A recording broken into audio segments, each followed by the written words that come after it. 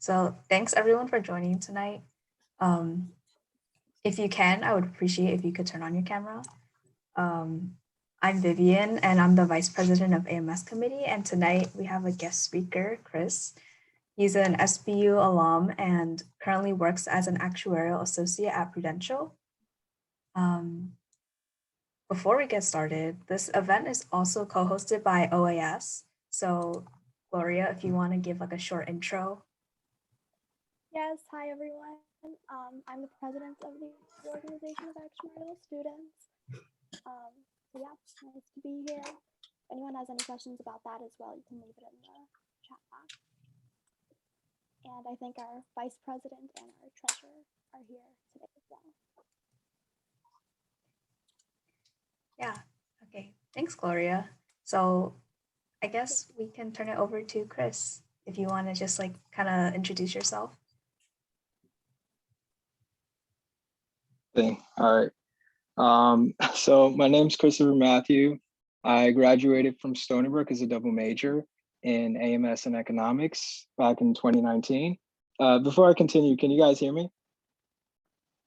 Cool. All right. So I graduated in 2019, and basically, the story of me becoming an actuary associate at Prudential is it's kind of an up and hill kind of thing, up and down kind of thing, I should say. And really, the way I like to put it was that I kind of just, enrolled in college straight out of high school. I went to private school all of my life. So I graduated from St. John the Baptist in West Islip, Long Island. And that's pretty much where, when I got into Stony Brook, I actually got in for a psychology major because I was pretty convinced that I wanted to do like something in the arts. But it wasn't until my senior year that I took an economics class and I figured, I think money and managing money and things like that, I think that's a lot more interesting. So when I first got into Stony Brook, the first thing I did was change my major from psychology to economics. And I did like economics. A lot of the courses were interesting. I thought that the curriculum for classes outside of macro and micro, I mean, those are your core classes, but you have a lot of electives and things like that. And I thought those were pretty interesting. But it got to a point where I felt like I really wasn't building a desirable skill set. And that's something I'll dig into later. But for the most part, I just remember being a freshman in like an upper division course because I was able to get out of a few like prerequisites with some AP credits. And I'm thinking this kind of no way that like a freshman sophomore should be in an upper division class. That kind of just means that like although I might be on pace to graduate early, I don't feel like I'd be graduating with something that's going to give me, an edge in the marketplace or the job market. So by my sophomore year, I really just tried to take more time to myself and figure out what exactly my plan was as to what exactly I was going to do after I graduated. And I had all of my friends, all of my close friends, are all working in finance, and each one of them is doing something different now. I have one friend who's also an actuarial analyst, and he works for New York Life, and he was very much into his actuarial track at St. John's University. I had another friend at Baruch, and he works at AIG as an analyst. And I have a third friend who works not so much in finance, but he does work for JP Morgan. So as much of a flex as that is, he works in computer science. So I'm thinking I have three friends that are working or are working towards at the time, really like significant and fulfilling types of careers.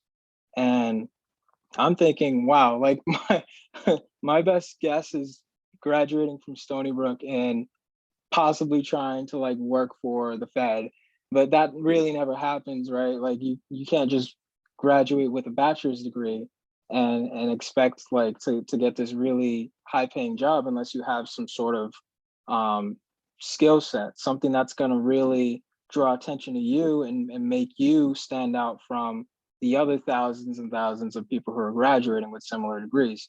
So I asked my friend, the one at St. John's University, about his actuarial science courses, and he was more than happy to tell me about it.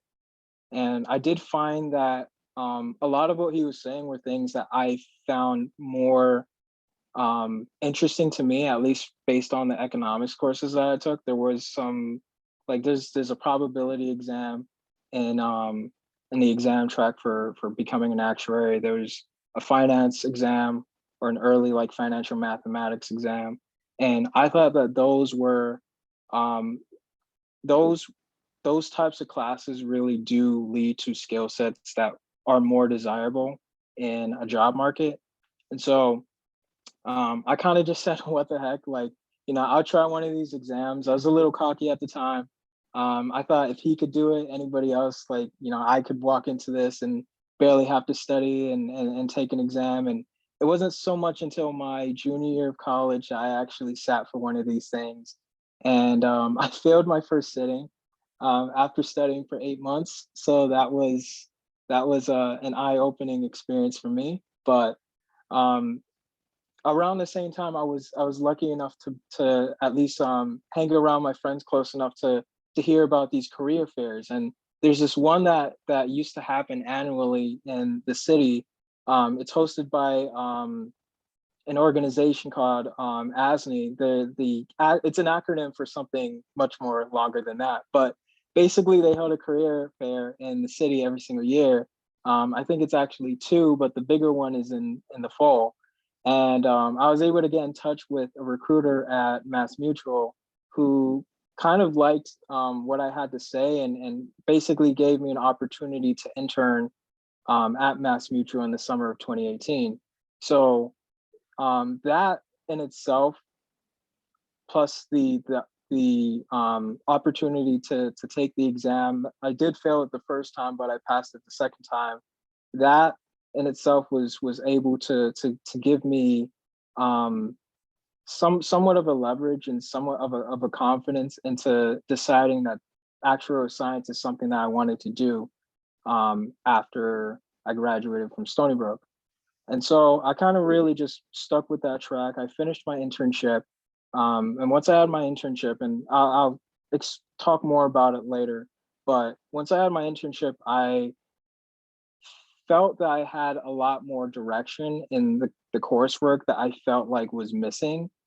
Um, because I do feel like if you are trying to get into an actuarial career path out of an AMS major, there are some classes that are going to definitely relate to the career path, and then there's a bunch of electives and courses that you might not really find use for, right? And I'm talking about certain classes like your finite maths or your differential equations, things like that. I feel like certain courses like your multivariate calculus, that's definitely going to help you when you take certain exams. Others, not so much. But after you have an internship, you'll probably, for the first time, see some of the missing skill sets and the missing knowledge that you currently have at that point in time, and you'll be able to take the classes that will give you that knowledge, that will supply you with those skill sets so that you can become a better overall candidate. So that's what I was able to do my senior year. I graduated, didn't have a job offer in my hand at the time, but I was more than confident that I was very much on track for one. Really, it just takes a matter of having a well-built enough resume to be able to keep up and to draw attention of recruiters. Because a lot of the times when you are applying for a job, you're going against other candidates and other students from Ivy League schools or target schools. Target schools being like, I'm going to just shout out UMass and UConn. Those are schools that have dedicated actuarial programs, which is something that Stony Brook does not have. So in order to put yourself on the radar, you're going to need to have multiple exams, maybe 1 or 2, even 3. You're going to have to need relevant coursework and possibly a few internship or at least leadership experiences. So if you're essentially like volunteering at the career center, or if you are leader, like you hold a leadership position in a club, then that's something that's going to help fill out your resume and help you stand out, as opposed to other candidates who probably are passing exams too, probably go to a target school, but just for the matter of fact, just aren't doing as much as you are, right? Because you have to really sit down and think. Everybody's got the same 24 hours, and if you can prove that you're more efficient and you're able to do more in that 24 hours on a consistent basis, that's what's going to allow a recruiter to see the value in having you work for their organization. But back to the point, I was lucky enough to interview with Prudential and a few other insurance companies.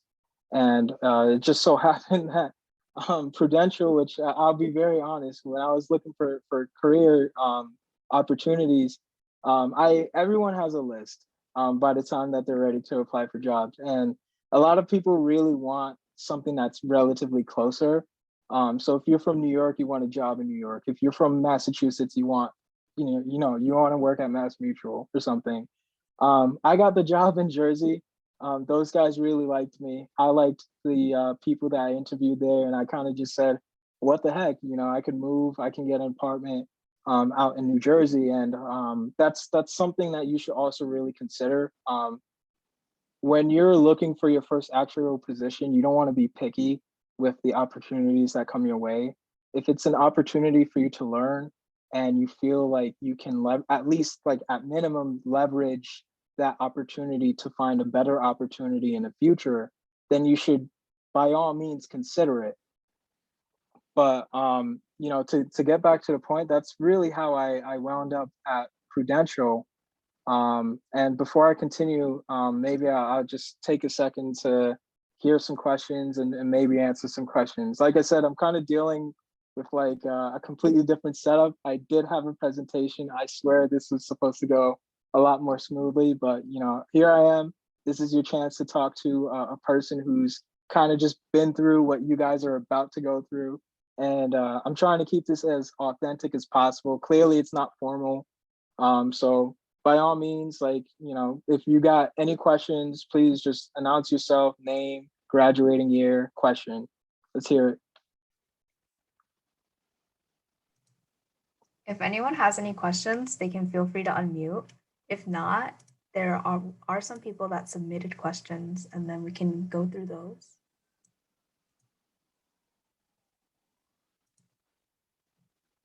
So I have a question. So you said you came in as a psych major and then you like transferred into like the actuarial world. So what was the learning curve like for you?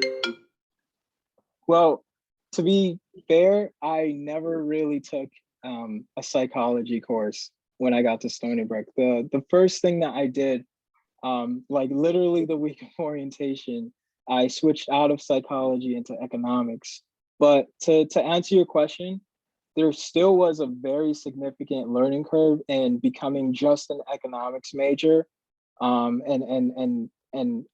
learning and picking up the math classes that you're going to take as an AMS major, because there's a lot of coursework in economics that might take like a little, a baby derivative or a baby integral, but you're not going to have the skill set that you need, the knowledge that you require to take on actuarial exams, which are very quantitative and are going to require that you are not only taking certain AMS courses, like certain calculus courses, but excelling at them. Like you really have to be able to convince yourself that you truly understand the very fundamentals of calculus, because you're going to take those fundamentals and apply it to completely different subjects, right? But there is a learning curve. And if I can even extend off of that, there's a learning curve even beyond the courses that you're going to take at Stony Brook. You're going to have to basically understand that the courses at Stony Brook by themselves are not enough for any significant role out there, any significant quantitative role, especially. So if you want to be an actuary, or if you want to be, let's say, a trader or an underwriter, the skills that you pick up at Stony Brook, or at least the courses in Stony Brook, most of them are teaching theory. You need to learn application. You need to learn Excel. You need to learn coding languages. You don't have to be terribly proficient at them, but you need to be able to pick up a spreadsheet that your manager is giving you, and be able to manipulate it. Because for the most part, especially when you're at my level, that's what you're going to be doing. You're not going to be building models from scratch. You're not going to be reinventing the wheel or anything. You're going to take some project or some report or some database that was given to you, and essentially you're going to have to continue working on it.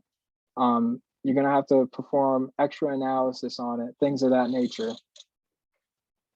Okay, got it. Thanks so much for answering the question. Also, I have another question. Mhm. So how much like programming and like since you're constantly doing with databases and since a lot of things are automated nowadays, like how much programming do you do? Is it just like basically like VBA and like R, or does it like vary per position? It definitely varies by position. See, like me in my current role, I'm in a pricing role, and I would say that pricing is probably one of your more common roles. And for the most part, unless you're really working in a very niche product line or a very niche department, you're not going to be programming very much. Pricing is more of like it's more of just a data analysis type of role where you're constantly taking in external factors, new assumptions, and things of that nature, and you're plugging them into a model. And then the model is going to spit out results, and you're basically going to have to understand them. And that takes more of a deductive skill set than a programming skill set. But if you're more inclined to coding or to programming, then I would suggest that when you're looking for internships or when you're looking for full-time roles, you specifically ask for modeling roles, because modeling is really there are actuaries who literally sit and model and code and put together new models for products that are up and coming, right? So if like I don't know, let's say Tia Bank was trying to come up with a new annuity product, and or a new, like, say, retirement product, and there was no current model for it, and they needed a bunch of actuaries to come together and code this new model by examining another product that maybe some other company is selling, and taking that and converting it maybe from Python to R. If that's your kind of thing, then you definitely want to ask for a modeling position. Um, Otherwise, there's not really much of a push for actuaries to code. Maybe like a little bit to maybe a little bit in SQL, but that's more of like a database type of application of coding or programming. So to put it simple, you're not really programming, you're not really coding as an actuary, unless you are in one of like maybe 3 roles that really call for it. Okay, got it. Thank you so much. No problem.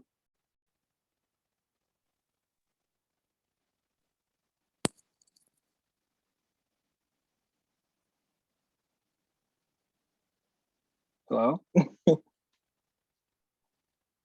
was actually just wondering if you had a preference for health and life insurance, or if you were just applying to anything to see what you get, or property and casualty. Because I've heard like people who have had like preferences, or people who've just applied to everything and just see what they get, and the first thing they got, they just stuck with? So that is something that I really wanted to cover in the presentation that I had prepared. What you're saying is definitely very relevant in finding a job. It shapes your attitude in how you go about finding a job, as in applying to everything or applying to specific roles.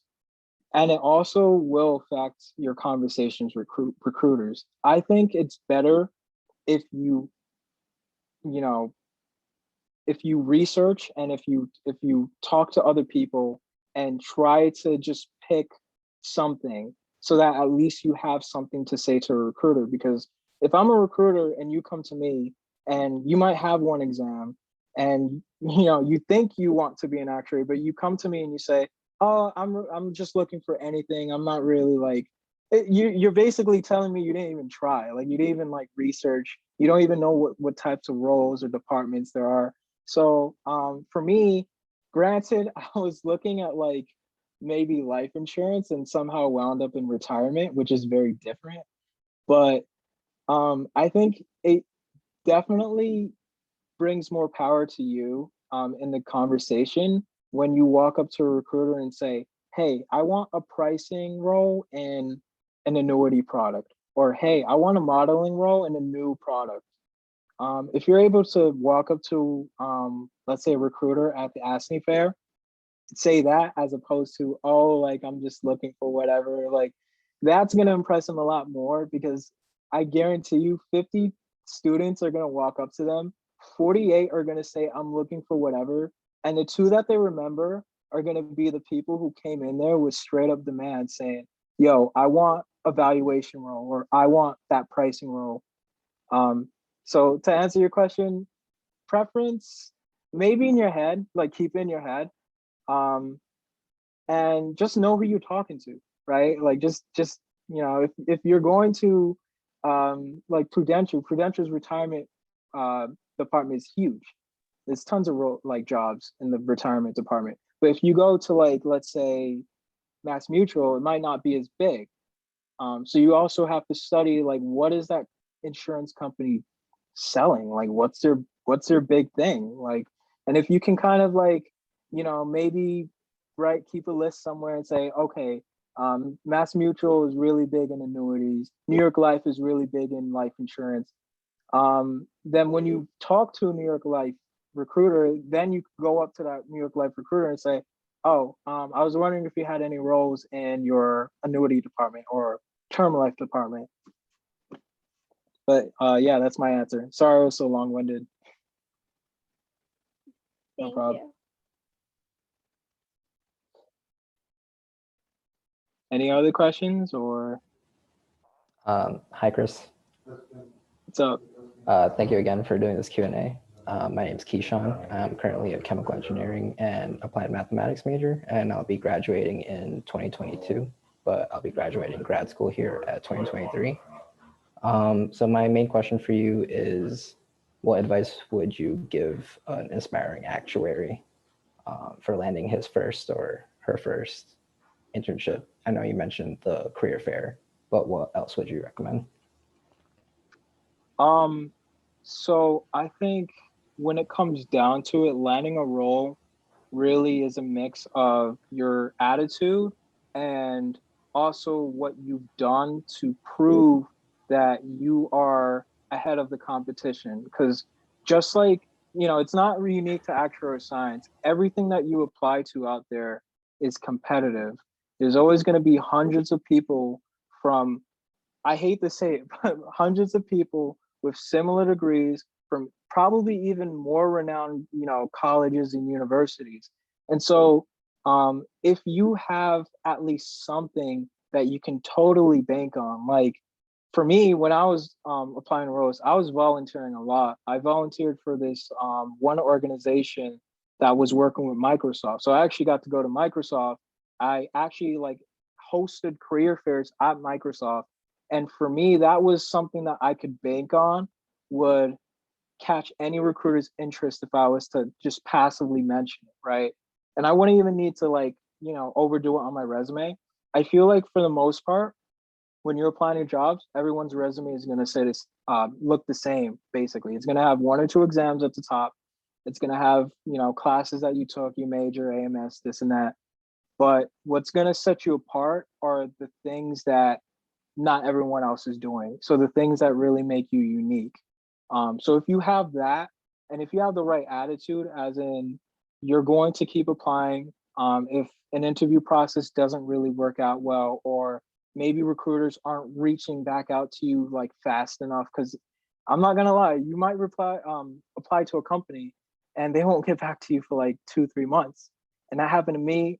It's happened to my friends, and it's just part of the corporate world that college students really aren't warned about before they graduate. But it's kind of, you know, it's kind of a grind where you're just going to be consistent, you're going to be level-headed, and no matter how you're feeling, even on your worst day, you're going to show people the best side of yourself.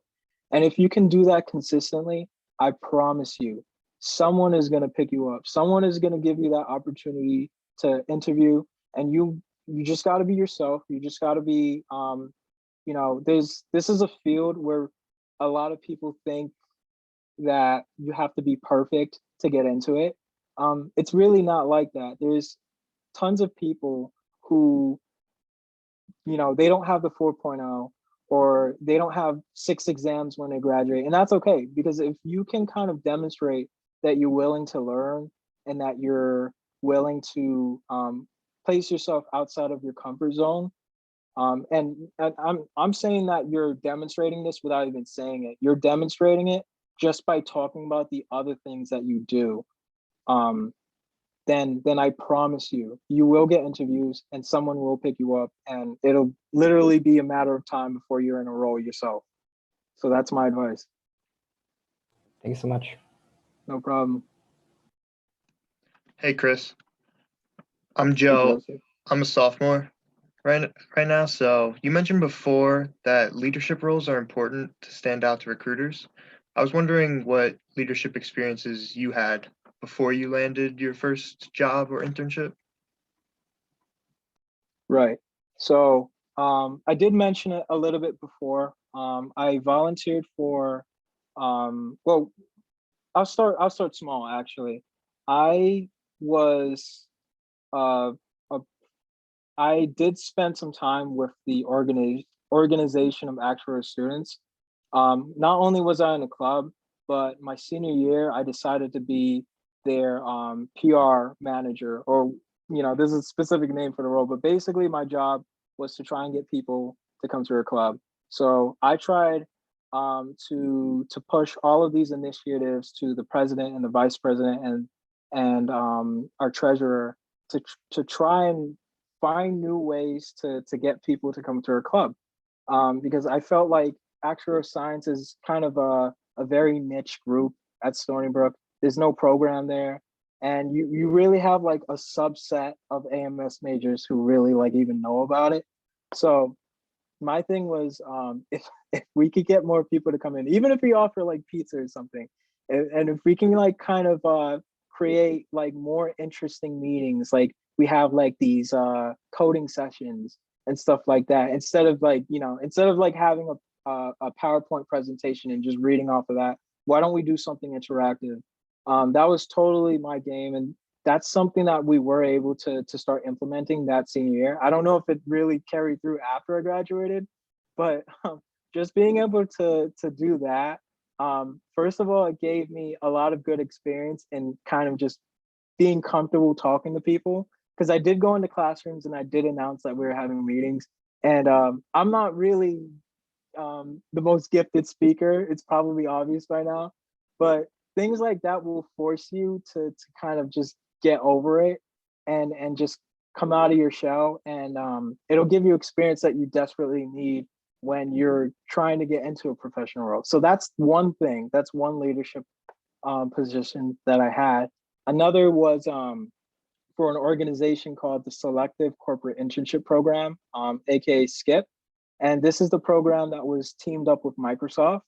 And basically what their program was it was multidimensional. They had an internship program over the summer, and really it was just a career development program.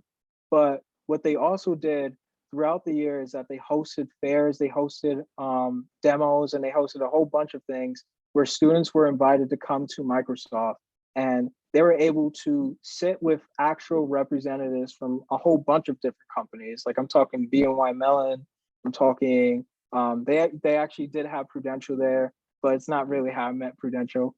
And you know, this was a really cool opportunity for me to demonstrate leadership, because I was able to help organize some of these career fairs and organize some of these meetings and other things. And that, just like the role that I had in the actuarial club, gave me opportunity to really, like, you know, just talk to people, get to know people. Every time I met a recruiter, it wasn't even a matter of like trying to pitch myself or anything like that. It was really just, you know, you'll be surprised how far you can go in a conversation with someone when you genuinely just ask how their day is, or, you know, how they're doing. Not everything outside of like getting a job is, you know, shoving resumes in people's faces and trying to tell people you want to be this and that. Like, it's not really always about that. Sometimes just being a human being will put you in places that you really never thought you could be. And it's really just you striving to be a better person. So leadership roles, hands down, will make you unique. Those are the things that you will really talk about. And like I said before, when you have leadership roles, plural, you don't need to describe everything in your resume. In fact, you know, the best advice that I can give all of you right now is that your resume is just there. It's just slices of who you are. It's not exactly all of who you are. Never put everything on your resume. It's kind of like showing your cards in a poker match, right? You want to have something to really be able to express to anybody different things, right? Depending on who you talk to, depending on the context. You want to have stories and you want to have experiences that you can kind of just talk about and just, like, you know, you're not being, you know, pretentious or anything about it. You're just saying like, oh yeah, I volunteered for X group at my school, or, you know, I volunteer at the church once in a blue moon. That's how I pass the time. And if you're able to do that, then you will like acquire more and more interest, and people will remember you, right? It's always a good thing when at the end of the career fair you make like that weird eye contact with that person and they still remember who you are. If they don't remember who you are, then you aren't memorable. So that's my advice. Thanks, I appreciate that. And thanks for coming out and talking to us. No problem. Hi, Chris. My name is Sonia. I'm a junior right now, and my expected graduation date is it's early. I plan to graduate next semester, so my graduation will be in December. Do you think that will like hinder me at all in landing a full-time offer? Like right now, I do have an internship lined up for this summer, and obviously you hope that they extend you a full-time offer. But if that doesn't happen, is recruiting on the off cycle any like harder? Do you think? Well, you see, I've been told that, as in I've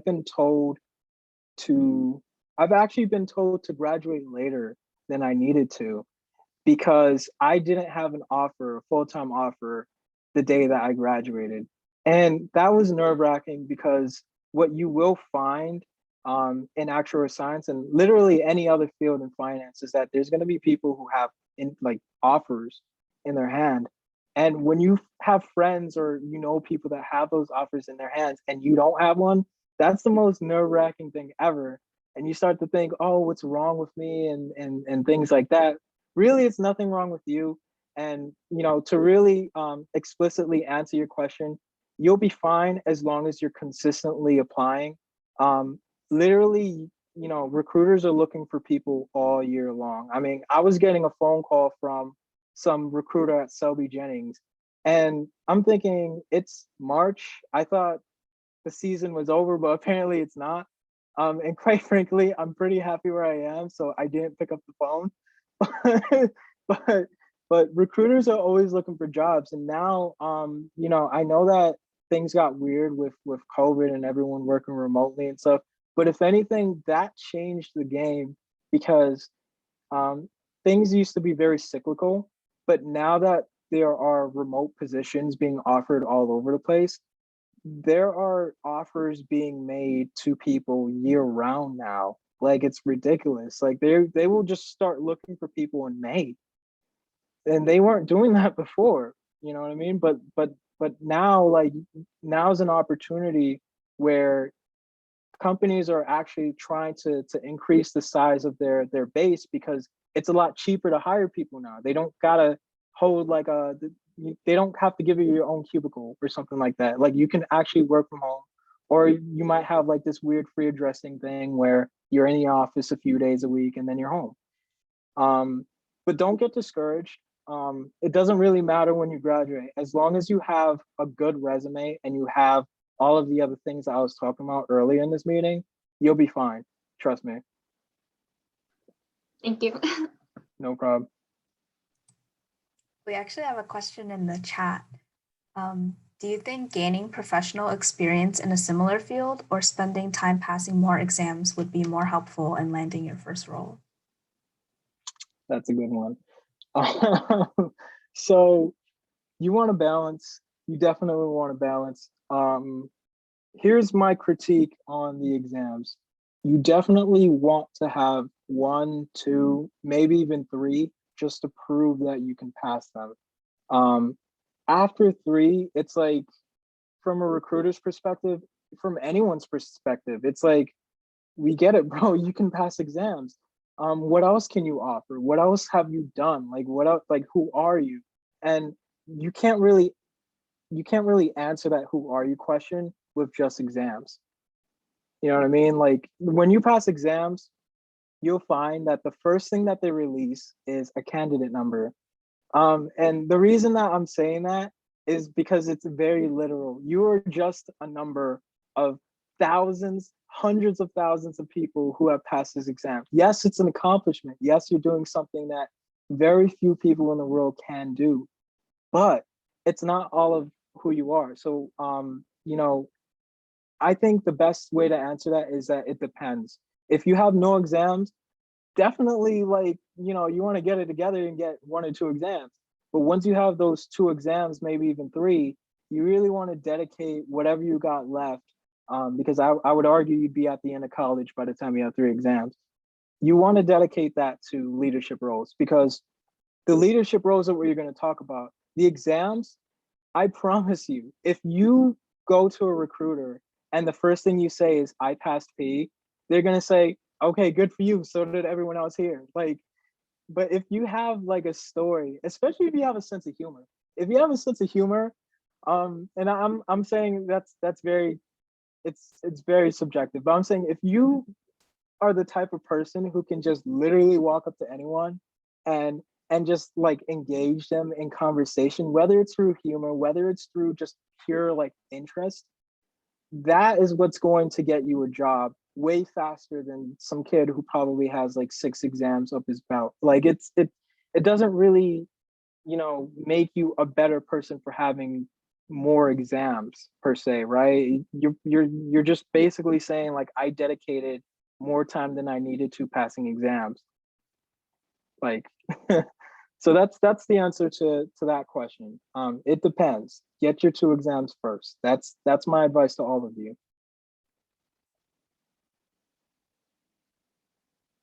Any other questions? I have a question. Mhm. So I'm graduating also next semester, December 2021.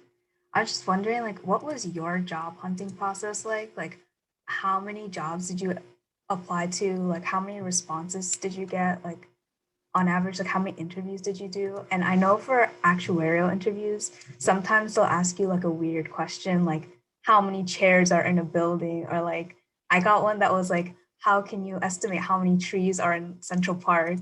So like, how did you prepare for those kind of questions and answer them?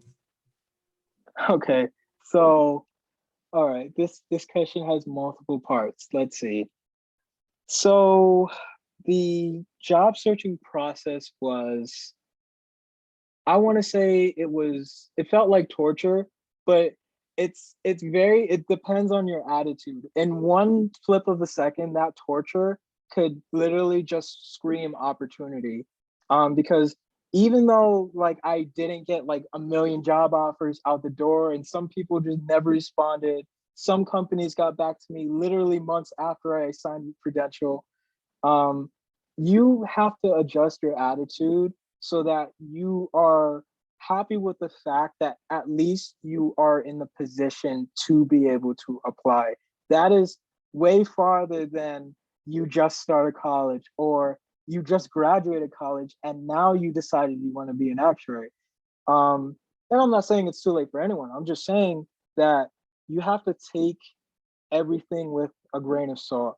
You have to sit down and say, I'm blessed that I have the guts to apply to my dream job right now. Because some people don't. Some people never like really have the confidence to do that. Um, and so, you know, you're also gonna have to have like a thick skin because, like I said, it's gonna take a while to get responses. It's going to take you know, quite some time for you to really perfect your resume, perfect your pitches, perfect even your cover letters. Best advice I can give you is be consistent. Don't be picky. Like I said, if you have to apply to a few companies, like let's say, I don't know, the Hartford or something like that, just apply to them. And if they reach out to you, like, I wouldn't say waste their time, but maybe your attitude will change if you actually get a call back from someone and like the next week you actually get a call back from a company you really did want to work for. So just apply everywhere. You know what I mean? It's kind of a numbers game.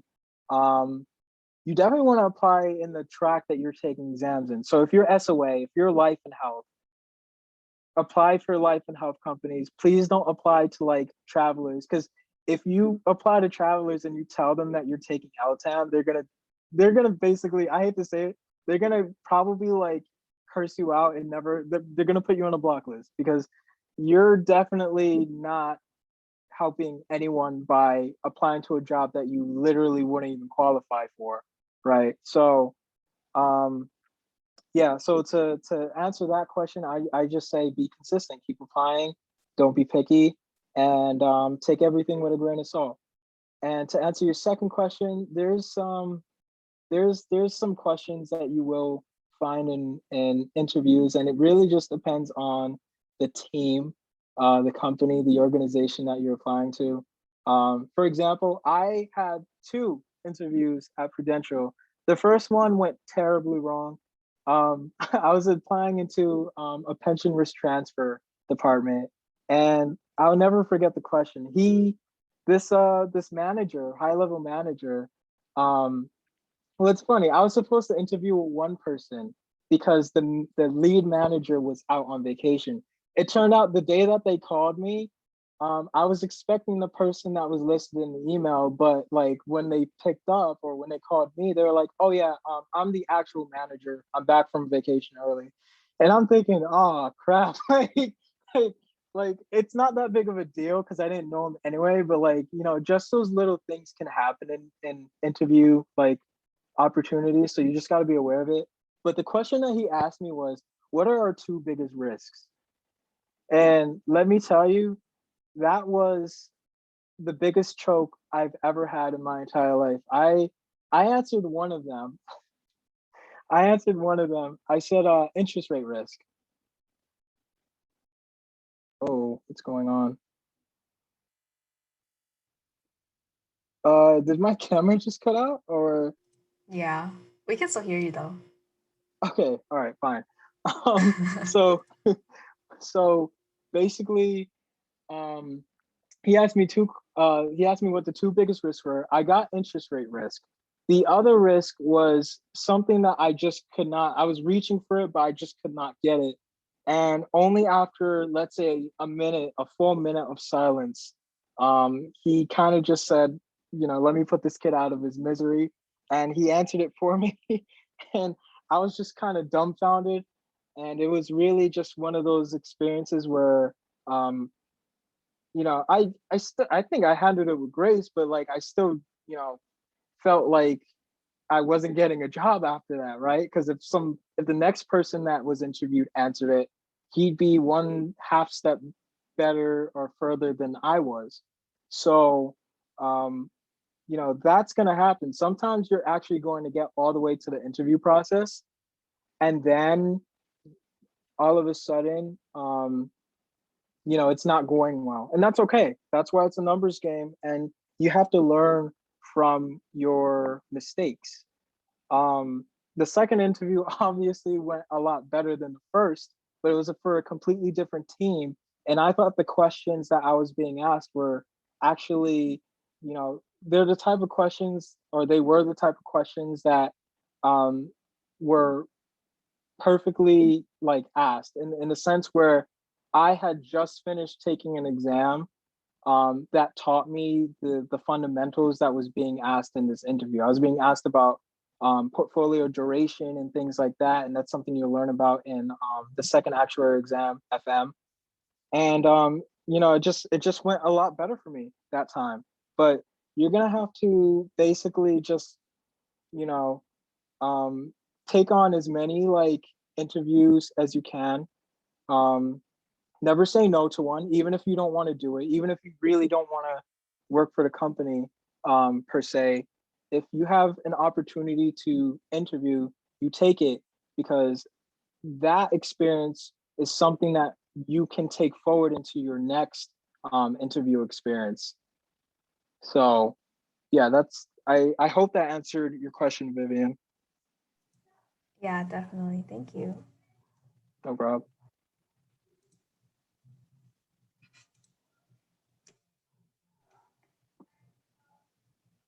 We probably have time for like one more question. Oh, your camera's working again. Figured it out.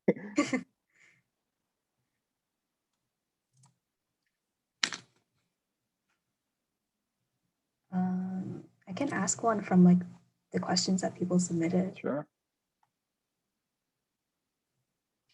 Oh, what's the biggest difference between the expectation and reality of an actuarial career? Okay. All right. So I don't know what you guys think an actuary does at this point in time. That's probably why we're in this Q&A to begin with. But a lot of people think being an actuary is like this super quantitative role where you're using like the finest like mathematics to answer very complex questions and things like that.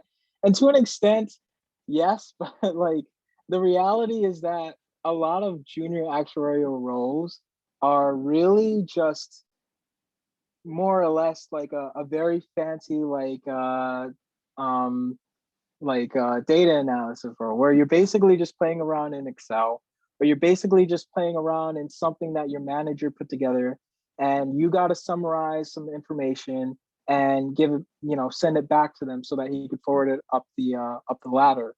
So for the most part, early in actuarial science, I wouldn't say there's a difference between being an actuary and being, you know, a finance role or something like that, or an underwriting role, or anything else in a insurance company. But as you move up, your questions and the way that you handle problems, like business problems, becomes more high level. And so um, actuaries typically will be very, we like to use the terms in the weeds, where you're basically like in uncharted territory. Nobody likes to play around in the models. Nobody likes to play around with all those crazy numbers, like spreadsheets, like full and full and full of information. Your managers don't want to do it. That's why they made you do it. So as you move up, you will be that manager who's basically overseeing a junior actuary in the same work that you were doing not too long ago. But at that point, you'll have a greater understanding of it, because whereas the junior actuary might be putting together all this information, right? They might not necessarily know what, you know, what to do with it, as in, why is this calculation, why is this information important? um and that's the part about being an actuary that's very unique. You are basically seeing very different parts of a product line or a process at varying points in your career. By the time you get to a VP, you don't care about anything except that last bottom line number. So whereas it took somebody 2 weeks to finally get it, you only care about that one number. So you could just drop it into a little, let's say a financial statement or something like that. And then you can be on your merry way, and everyone gets their bonuses and everything's good. So, being an actuary is a lot like other jobs, but if I could say there's a difference, or where there's a difference, it's very much bent on integrity. It's very much bent on consistency. Actuaries are held to a higher standard than most other roles. You guys basically are the police of your company. Sometimes actuaries are viewed as the sticklers because let's say your company wants to, start selling a very risky product. Well, it's an actuary's job to do all the math to really go back to management and say, hey, by selling this product, we'd be taking on more risk than we really want.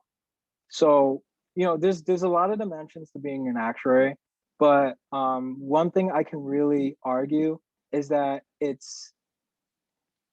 definitely is a very niche role, and it might not be the thing for you if you're not really bent on more regulatory like processes, right? Like filing and things like that. I think a lot of very close and just in roles that are just as prestigious, but also like well paying and rewarding are like data analysts, business analysts, data scientists. Each one of those jobs does something different. And I think that at the end of the day, being an actuary is, being an actuary is for you if you've done an internship or two and you really liked it. Until you've actually done that, you can't really, say that it's the job for you until, you've done it. So hope that answers the question. Yeah, definitely.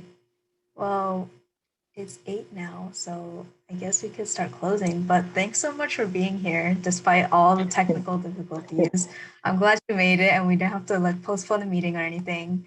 Um, I feel like you gave a lot of advice that I haven't heard before, like not your conventional advice, and more of like shifting your mindset into like a more positive aspect, and kind of like seeing things in a different perspective. So I really enjoyed it. I'm just gonna put your LinkedIn in the chat in case anyone wants to reach out to you or ask any other questions. You can connect with him on LinkedIn. There's also a link to our website. We have a data analyst from Disney coming in on Thursday, March 25th, and that event will also be starting at 7 p.m. And then 2 weeks after that, on April 8th, we have a business performance analyst from Facebook coming in. And you can find all of this on our website and also join our mailing list. So if you think being an actuary isn't for you, maybe you want to go to those events and hear about what they would have to say. And thanks so much again, Chris, for speaking tonight. Thanks for having me. Yes, hope everyone has a good night.